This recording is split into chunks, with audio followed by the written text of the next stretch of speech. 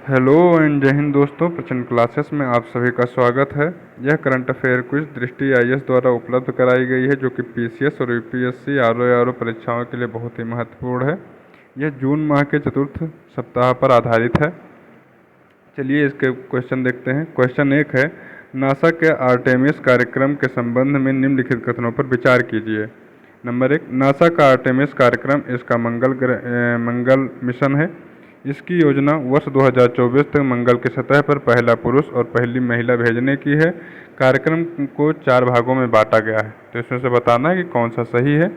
देखिए, ये मंगल मिशन नहीं है, ये चंद्र मिशन है।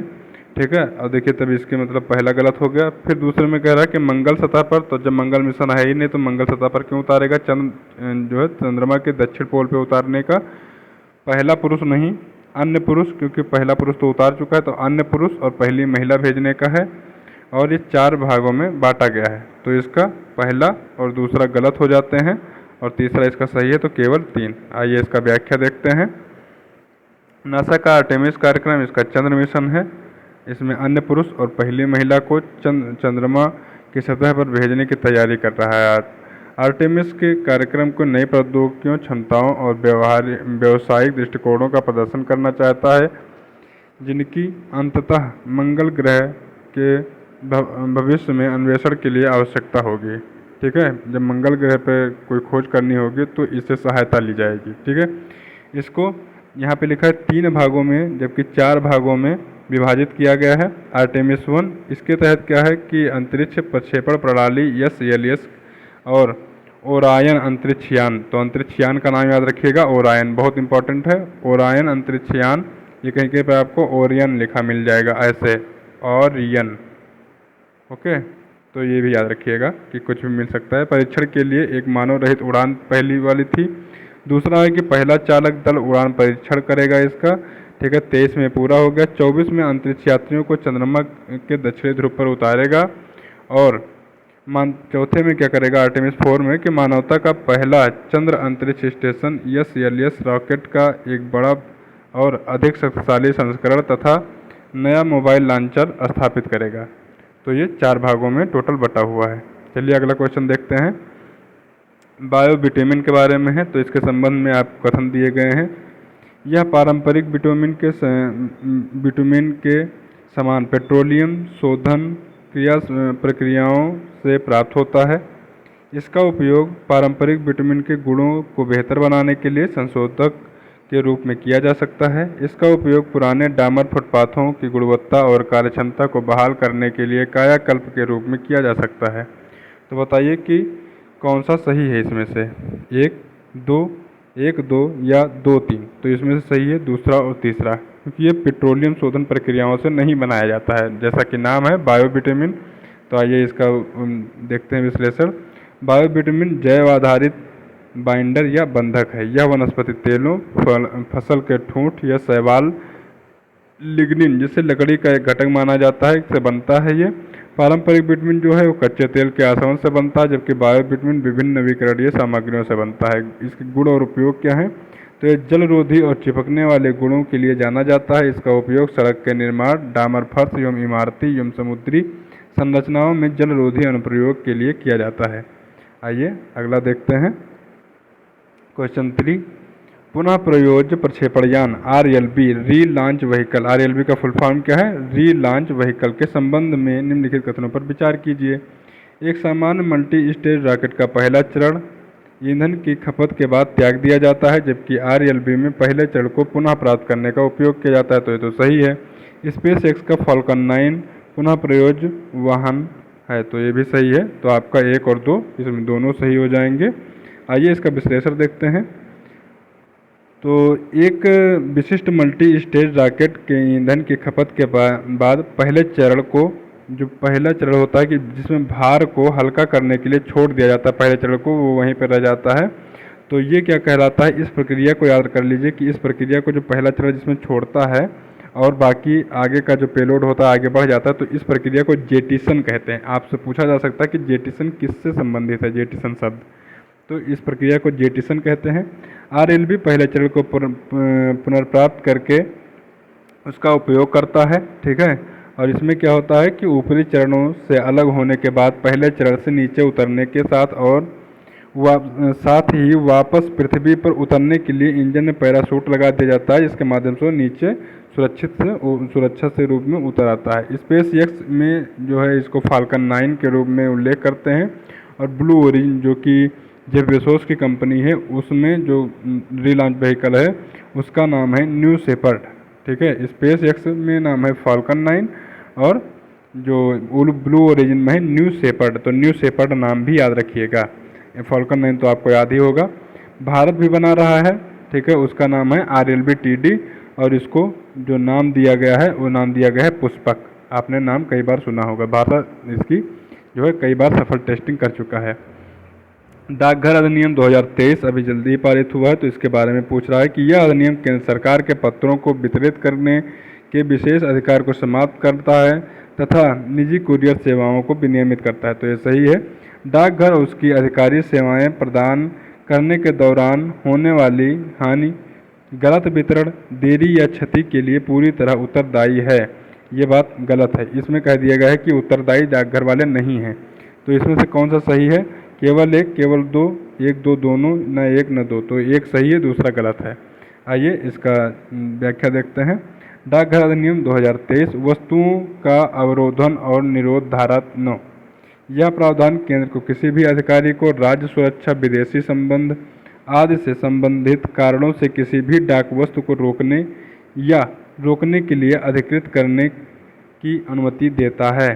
ठीक है, ये भी इसमें जो है जो विपक्ष के लोग हैं इस पे सब पे सवाल उठा रहे हैं कि सरकार की मंशा गलत है। इसमें क्या है कि दायित्व से छूट दे दिया गया है, तो ये भी गलत चीज़ है। इस पर भी जो है अगर कोई दायित्व ही नहीं रहेगा तो लोग मनमाना काम करेंगे। आपको सामान डिलीवर कर रहे हैं, नहीं डिलीवर कर रहे हैं, जिसको मन हो उसको डिलीवर कर रहे हैं। जब कोई दायित्व ही नहीं है तो कुछ भी कर सकते हैं। तो इस पर सब पे कई बार जो है विपक्ष सवाल उठा चुका है। अगला देखते हैं। विभिन्न देशों के साथ भारत के रसद समझौतों के संबंध में निम्नलिखित कथनों पर विचार कीजिए। LEMOA logistic exchange memorandum of agreement Bharat को मरम्मत और पुनः आपूर्ति के लिए अमेरिकी सैन्य ठिकानों तक पहुंच की अनुमति देता है। तो ये तो सही है। भारत का फ्रांस और जापान दोनों के साथ पारस्परिक रसद सहायता समझौता MLSA है। तो ये गलत है, क्योंकि ये भारत और फ्रांस जापान के साथ में नहीं, जबकि भारत प्लस ऑस्ट्रेलिया के साथ में है। भारत और ऑस्ट्रेलिया के साथ में। तो इसमें आपका केवल एक सही हो जाएगा, दूसरा गलत है। आइए इसकी व्याख्या देखेंगे। तो LEMOA भारत और अमेरिका के साथ है, सही है। और MLSA भारत और ऑस्ट्रेलिया के साथ पारस्परिक रसद समर्थन समझौता है। फ्रांस या जापान के साथ नहीं, उनके पास रसद समर्थन के लिए अलग अलग समझौते हैं। फ्रांस और जापान के साथ भी हमारा समझौता है, लेकिन उनके पास अलग अलग समझौता है। क्वेश्चन 6 है, प्रस्तावित डिजिटल भुगतान इंटेलिजेंस प्लेटफॉर्म का प्राथमिक उद्देश्य क्या है?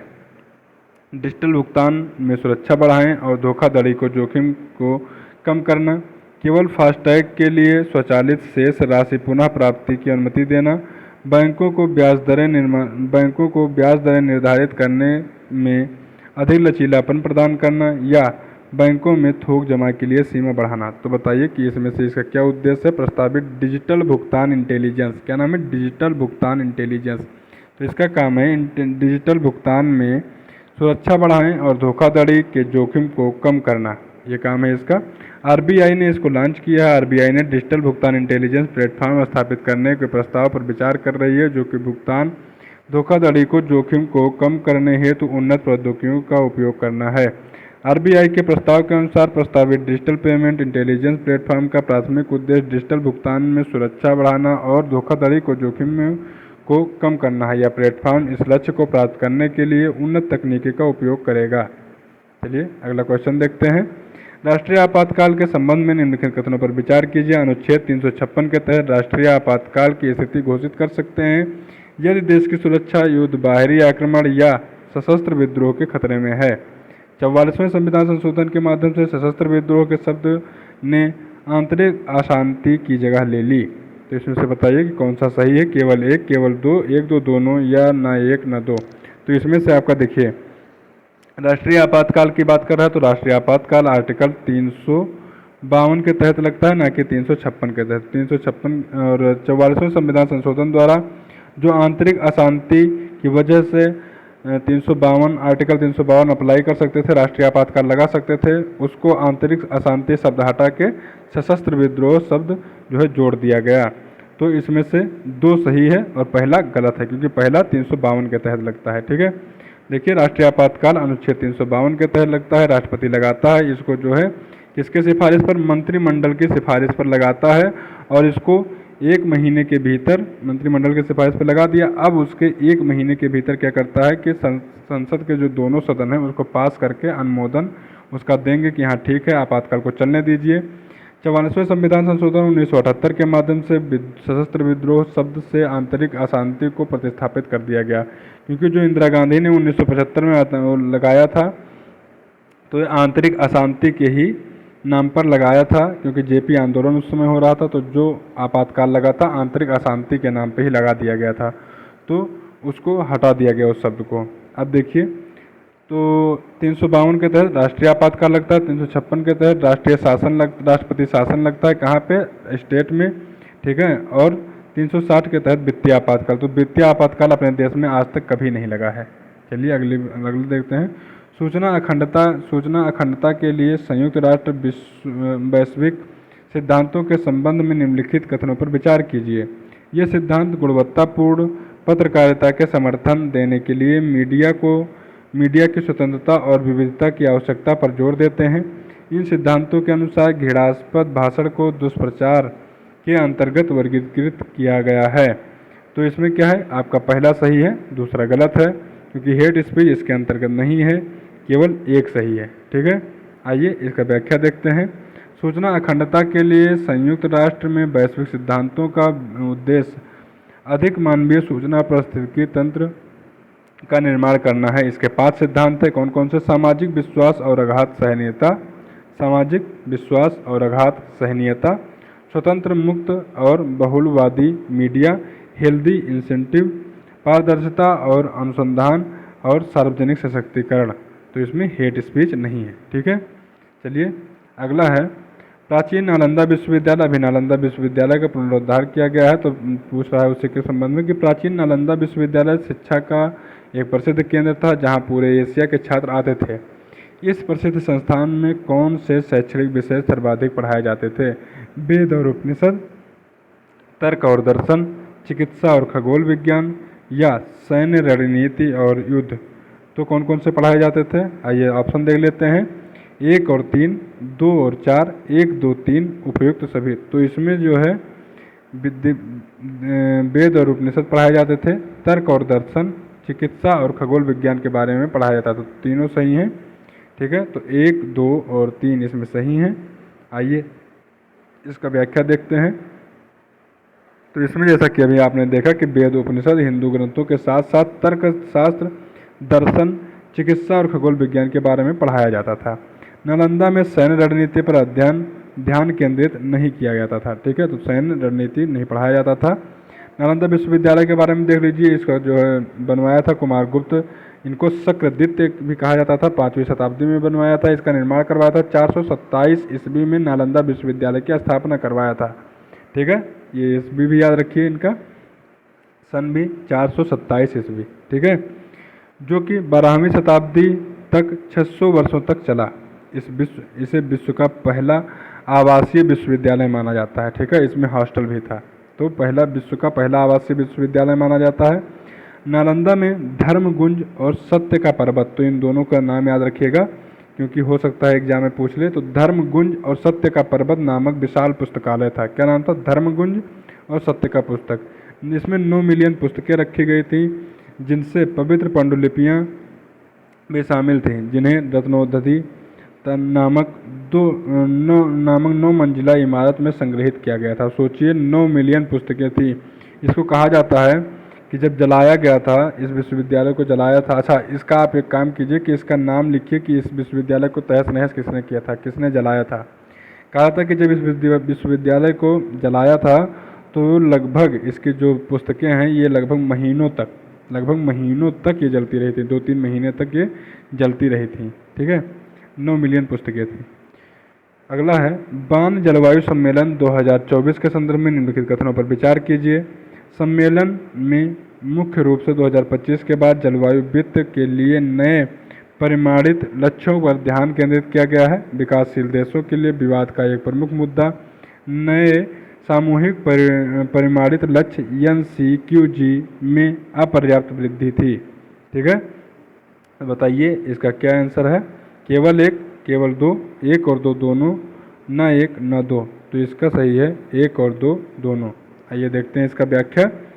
तो हाल ही में जर्मनी में आयोजित बान जलवायु सम्मेलन 2024 मुख्य रूप से 2025 के बाद जलवायु वित्त के लिए नए मात्रात्मक लक्ष्यों को केंद्रित था। ठीक है, विकासशील देशों के लिए विवाद का एक मुख्य मुद्दा नए सामूहिक परिमाणित लक्ष्य NCQG में अपर्याप्त वृद्धि थी। ठीक है, तो ये कथन 2 और 1 दोनों सही हैं। चलिए आज का करंट अफेयर, आज का क्विज पूरा होता है। आप बताइए कि आपके कितने आंसर सही हुए और कितने में आप चूक गए, कहाँ पे गलती हुई उसको देखिए। ठीक है, मिलते हैं नए वीडियो के साथ में, तब तक के लिए नमस्कार, धन्यवाद।